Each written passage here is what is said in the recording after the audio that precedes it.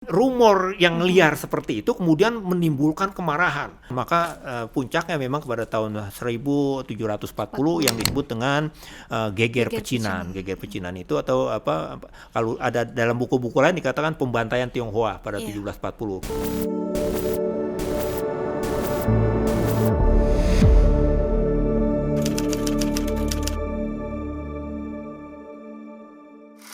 Nah, sekarang kita mau ngomongin sejarah kawasan pecinan, khususnya di Jakarta ya. Kita mulai aja deh dari awalnya bangsa etnik Tionghoa datang ke Indonesia, khususnya Jakarta. Itu kalau cerita masyarakat Tionghoa sih, itu kan justru sejarah kita kadang-kadang terbantu oleh para pengelana Tionghoa yang mereka datang ke kawasan kita ini, kemudian dari hasil perjalanannya itu dia catat.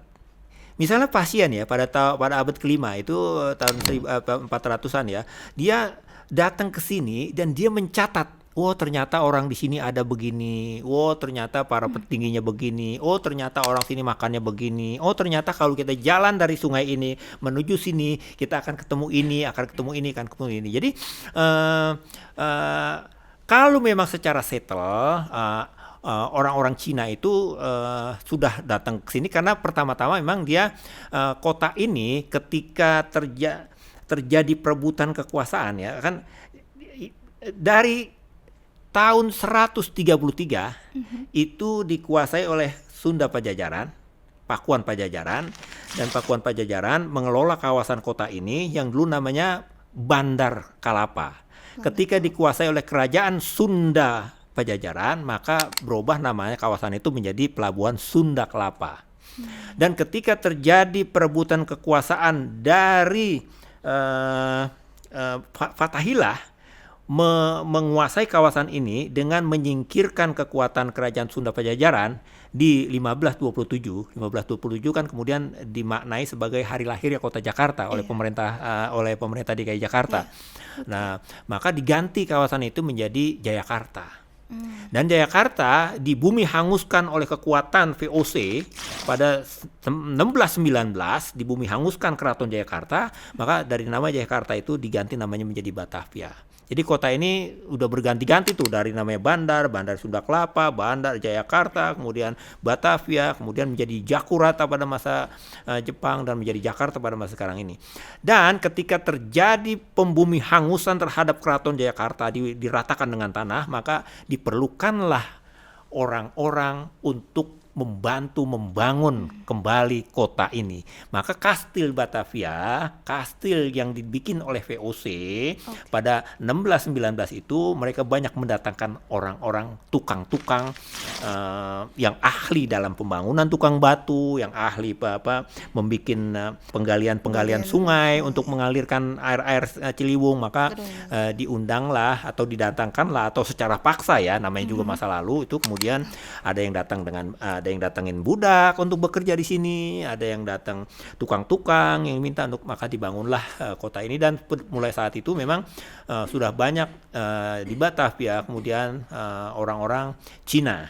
Nah, orang-orang Cina inilah kemudian memang dari keahliannya itu mereka diminta untuk membantu karena dia dapat dikontrol dengan mudah. Dibanding misalnya kan kawasan ini dikalahkan tuh. Jadi orang-orang pribumi dikalahkan oleh penjajah. Mereka yang dikalahkan ini kan akan berusaha merebut kawasan ini, terutama Sultan Agung kan ya.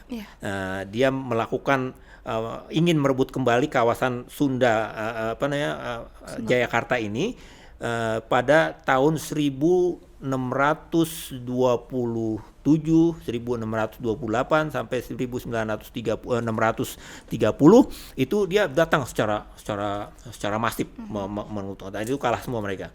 Nah itu dibanding orang-orang ini banyak yang dicurigai tidak setia kepada VOC, Maka YP Kun, Yan Peter Sun Kun mendatangkan orang-orang Cina ke sini. Dan orang Cina kemudian dengan kepandaiannya berdagang, dengan kepandaiannya bertani, dia diminta untuk mendirikan penggilingan tebu untuk menjadi perusahaan gula, pertanian. Jadi dia diminta membantu membangun kota ini. Jadi orang-orang Cina didatangkan untuk itu, dan memang keuntungannya adalah orang-orang Cina itu orang-orang yang setia pada saat itu dan bisa dikontrol oleh kekuatan POC saat itu. Itu dia. Ya, salah satu yang dikenal sebagai kawasan pecinan kan seperti yang kita lihat tadi, Glodok ya, salah satunya yang paling terkenal. Kenapa masyarakat Tionghoa pada saat itu memilih menetap di situ? Sebetulnya itu kan dampak dari peristiwa masa lalu ya. Jadi orang Tionghoa orang Cina saat itu yang datang ke sini kan dia ingin bebas tinggal dimanapun. Kemudian terjadi yang disebut dengan huru-hara Tionghoa kan ya. Kita kenal huru-hara Tionghoa itu tahun 1740. Saat itu konon katanya pemerintah Batavia menganggap kota ini sudah terlalu padat. Maka penduduk Cina yang sudah terlalu banyak ada di sini itu kebanyakan ada sebagian mereka memang yang tukang-tukang ahli-ahli, tapi ada juga sebagian mereka yang penganggur. Yang menganggur inilah yang dianggap oleh mereka meresahkan keadaan kota. Maka pemerintah saat itu Falconer mempunyai keinginan, Gubernur Jenderal Falconer itu mempunyai keinginan untuk untuk melakukan, kalau cara sekarang itu transmigrasi, pemindahan. Jadi orang-orang Cina yang sudah terlalu banyak di kota ini akan dipindahkan ke tempat lain, dan sehingga kota ini akan terhitunglah jumlah demografinya itu akan tertata dengan baik. Tapi kemudian timbul isu bahwa ternyata ada isu yang berkembang di tengah-tengah masyarakat Tionghoa. Mereka ditaikkan ke kapal, dan di kapal itu ternyata mereka bukan untuk ditransmigrasikan ke Ceylon kemana tempat, tapi katanya untuk ditenggelamkan di sungai, di laut gitu. Tapi itu baru rumor. Ya, jadi rumor yang liar seperti itu kemudian menimbulkan kemarahan. Maka muncullah letupan-letupan mulai dari timur itu, misalnya di kawasan Jatinegara sudah muncul. Ada isu ini, kita harus melawan. Di sini kita harus melawan. Maka puncaknya memang pada tahun 1740 yang disebut dengan geger pecinan. Geger pecinan itu atau kalau ada dalam buku-buku lain dikatakan pembantaian Tionghoa pada 1740. Nah, dari peristiwa itulah kemudian terjadi konsentrasi kependudukan. Orang-orang Tionghoa itu tidak lagi ditempatkan, tidak boleh tinggal di kawasan yang namanya sekarang Oud Batavia, kota tua. Kota tua, kawasan yang sekarang kita kenal dengan kawasan Museum Sejarah Jakarta, Museum Fathahillah. Mereka harus ada konsentrasi kampung yang diperuntukkan bagi mereka izin. Itu, nah disitulah yang kita kenal dengan sebagai kampung Glodok saat itu. Ditempatkanlah di situ mereka. Jadi di situ. Jadi sesudah tahun 1740 itu mereka konsentrasi di situ. Tentu saja ya Tia ya, dan saudara-saudaraku pendengar, pemirsa ini kegiatan, memang peristiwa itu 1740 itu memang banyak teman-teman saudara-saudara kita yang Tionghoa itu yang lari ke Tangerang, yang lari ke Bekasi, yang lari ke timur. Itu yang kemudian disebut dengan Cina Benteng tuh yang di Tangerang itu Cina Benteng itu sebetulnya dampak dari peristiwa itu. Mereka lari ke sana menyelamatkan diri karena yang dibantai saat itu banyak ya Tia ya, ribuan ya yang dibantai. Bahkan dalam satu kisah saya baca itu Kali Angke ketika terjadi peristiwa itu banyak mayat yang dibuang di kali itu. Ketika kita akan menyeberang dari sisi ini menuju ke sisi sana, kita nggak kena air. Jadi kita bisa nginjak orang-orang yang mati di sungai itu. Jadi sungai itu menjadi merah dengan darah. Jadi seperti itu. Jadi cukup banyak. Dan akhirnya dibangunlah kawasan itu sebagai konsentrasi, juga sebagai kontrol.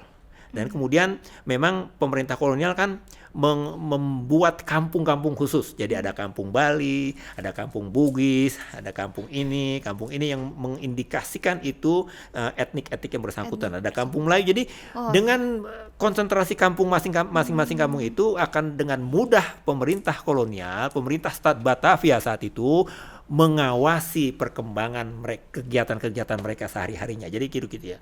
Jadi Glodok itu mereka nggak memilih itu sebetulnya karena memang mereka harus tinggal di sini karena sudah terjadi peristiwa masa lalu yang begitu memilukan pada masa itu. Dan kalau didengar tadi berarti juga pemerintah pada masa itu mengatur rakyatnya berdasarkan etnis. Ya, akhirnya peristiwa demi peristiwa itu yang membuat pemerintah memperketat kontrol. Jadi nanti kampung Melayu ditempatkan oleh orang-orang Melayu dengan memilih kepala yang paling senior, paling dipercaya untuk menjadi ketua kelompok kampung Melayu. Di kampung Bali ada orang-orang dari Bali, di kampung Jawa ada orang-orang dari Jawa, di kampung Bugis ada orang-orang dari Bugis, di kampung ini ada orang dari kampung Ambon, ada di kampung, dan seterusnya banyak kampung-kampung itu yang mengatasnya. Jadi dengan begitu pemerintah Stad Batavia gampang mengkontrol mereka. Kalau ada keributan yang berasal dari kampung Jawa misalnya, maka dia akan ambil orang, panggil ke pemimpin yang ada di situ. Sini kamu, laporan apa yang terjadi? Saya nggak mau tahu. Pokoknya ini harus beres. Jadi kira-kira seperti itulah yang terjadi. Kemudian konsentrasi kampung-kampung yang kemudian kita kenal seperti sekarang ini ya Tia ya, dan saudara-saudaraku yang mengikuti kegiatan ini, maka itu dibangun kawan kampung itu sengaja untuk memudahkan kekuasaan VOC saat itu untuk mengontrol kegiatan yang ada pada mereka. Itu Tia. Tapi ngomong-ngomong nih, Babe. Ya. Pemilihan nama Glodok ada hubungannya nggak sama bahasa Tionghoa? Kalau dari informasi yang kita dapat ya Tia ya, memang nggak ada hubungan dengan Glodok. Justru katanya justru ada hubungannya dengan onomatope. Onomatope itu bunyi tiruan suara. Jadi di situ dulu ada pancoran. Pancoran tempat orang mengambil air, dan pancoran itu bunyi gerojok. Maka saya ambil, maka semakin hari orang mana ambil air tuh di Glodok gitu. Jadi di Glodok gitu. Tapi ngomong-ngomong nih, ada nggak sih perbedaan Glodok tempo dulu sama yang sekarang yang paling berasa banget? Apa masih sama ya digunakan untuk perdagangan ya? Iya. Konsentrasi Glodok itu lebih kepada memang masyarakat etnik Tionghoa ya. Hanya sedikit sekali orang Betawi yang ada di situ. Jadi kalau dalam laporan pada tahun 80-an, 90-an itu memang tinggi ya. Jadi masyarakat Tionghoa, kemudian masyarakat asing lainnya, baru masyarakat pribumi atau orang-orang Betawi yang ada di situ. Dan kebiasaan memang dari masyarakat Tionghoa itu dia berdagang. Oleh karena itu sejak zaman dahulu itu kawasan itu dimanfaatkan oleh orang-orang Tionghoa pada masa kolonial, dan terus itu menjadi lokasi di samping dia kalau cara sekarang tuh ada ruko-ruko gitu ya. Kemudian memang ada tanah yang lebar yang kemudian dijadiin pasar, kemudian dijadiin perumahan, dijadiin tempat mereka. Jadi sebagian besar dari mereka adalah konsentrasi kepada perdagangan gitu ya. Mereka rata-rata dagang. Ya macam-macam lah, ada yang dagang obat-obatan, dagang bahan-bahan pakaian. Kalau zaman sekarang itu bertambah lagi dengan barang-barang elektronik ya. Kalau zaman dulu kan cuman obat, kemudian warung-warung kopi, kemudian oleh karena itu di situ banyak masyarakat Tionghoanya, maka mereka juga membangun rumah-rumah peribadatan mereka gitu ya.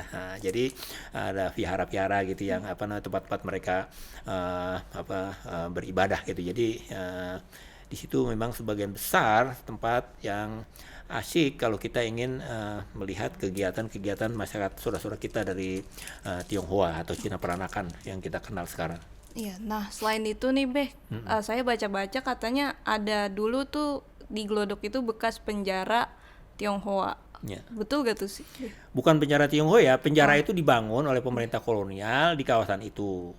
Dan itu bukan khusus untuk Tionghoa. Jadi penjara Glodok itu terkenal untuk para kriminal kota. Jadi pemerintah kolonial menangkap penjahat kota yang melakukan begal, yang melakukan langsung dijebloskan di situ. Gitu. Jadi bukan khusus untuk orang-orang Cina. Jadi siapapun penjahat kota, kriminal, garong-garong, tukang tilep apa segala macam itu kalau tertangkap mereka di situlah ditaruh di penjara Glodok itu yang kawasannya sekarang tidak jauh dari kawasan Glodok Plaza sekarang ya. Oke, jadi etnis Tionghoa ini memang sudah kita ketahui sudah berada jauh dulu ya. Ada nggak sih pengaruh budaya Tionghoa? Pastinya ada dong ya, akulturasi budaya Tionghoa dengan budaya, khususnya kebudayaan Jakarta, budaya Betawi. Boleh ceritakan nggak, Beh? Apa aja sih tuh? Nah, misalkan bakmi kah? Bakmi itu dari Tionghoa itu memberikan andil besar ya bagi kesenian atau peradaban di Jakarta ini. Jadi saya yang Betawi itu sudah merasa bahwa ada Tionghoa Betawi. Jadi teman-teman saya itu yang karena mereka sudah sangat lancar berbahasa sini, sudah sangat enak betul kalau dia bikin dodol. Asik betul kalau dia bikin asinan, dia bikin macem-macem. Nah, yang jelas memang menjadi satunya Tionghoa dengan Betawi itu dalam kesenian, misalnya kita bisa lihat dalam kesenian Gambang Kromong. Gambang Kromong itu dulu lagunya masih menggunakan lagu-lagu bahasa Tionghoa yang disebut dengan lagu Gambang Kromong, lagu dalam. Klasik itu dalam terminologi kesenian Betawi yang disebut Gambang Kromong itu, Gambang Kromong klasik itu namanya lagu dalam.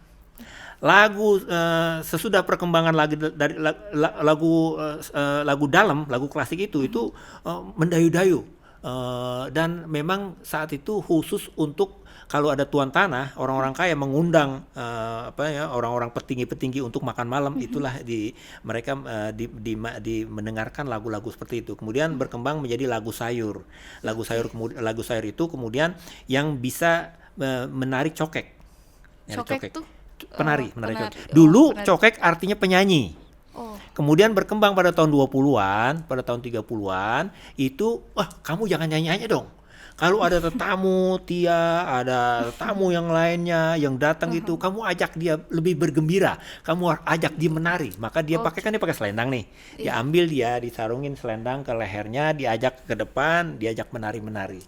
Maka yang semula cokek itu artinya penyanyi, maka dia sudah kemudian menjadi tari pergaulan cokek gitu ya.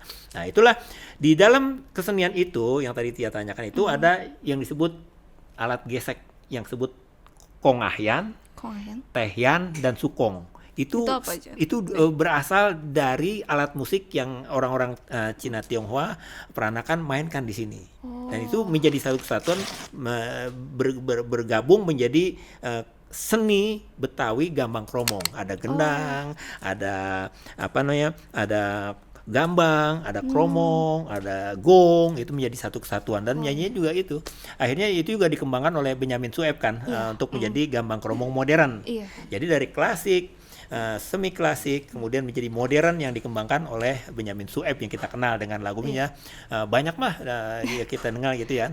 Lagu ondel-ondel nyu kita nana ondel-ondel gitu. Itu banyak lagi atau Bang di sini aja, Bang.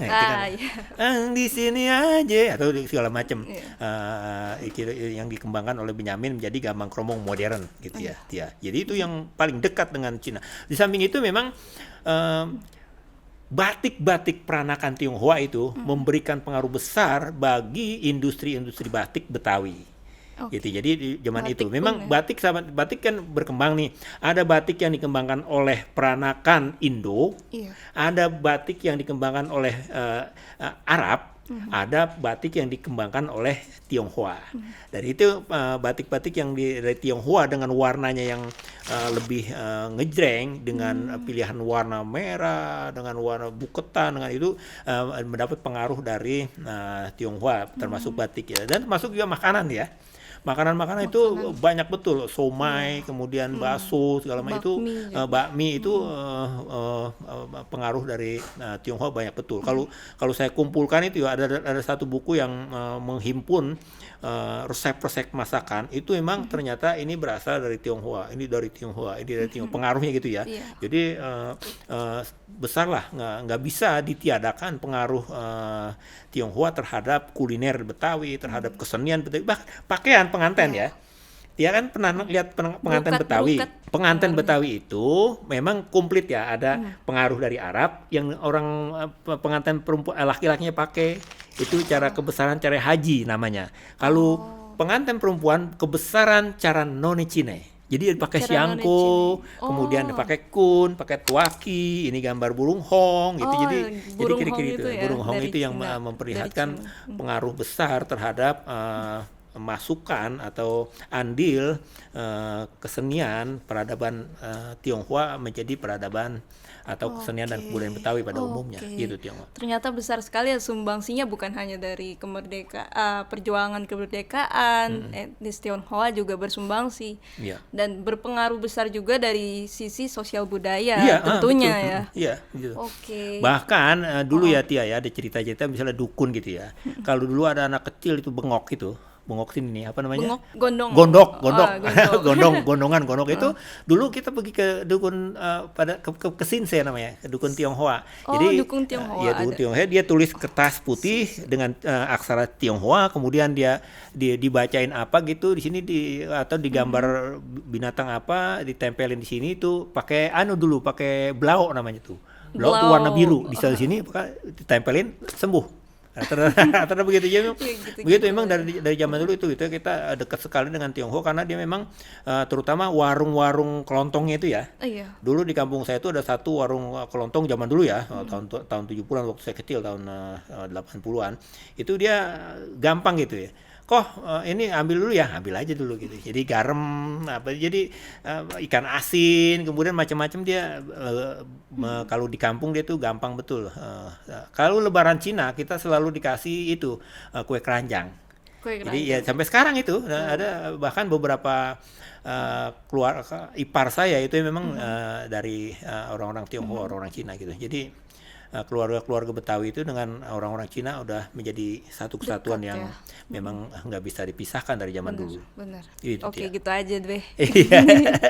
Terima kasih loh Be. Iya sama-sama Tia. Saya yang terima kasih lah kepada Tia dan kepada semua kawan-kawan yang tukang sorot, tukang ambil musik, tukang apa segala macam. Berterima kasih kepada engkau dan juga sangat berterima kasih kepada siapapun engkau yang menyaksikan apa namanya nih Tia?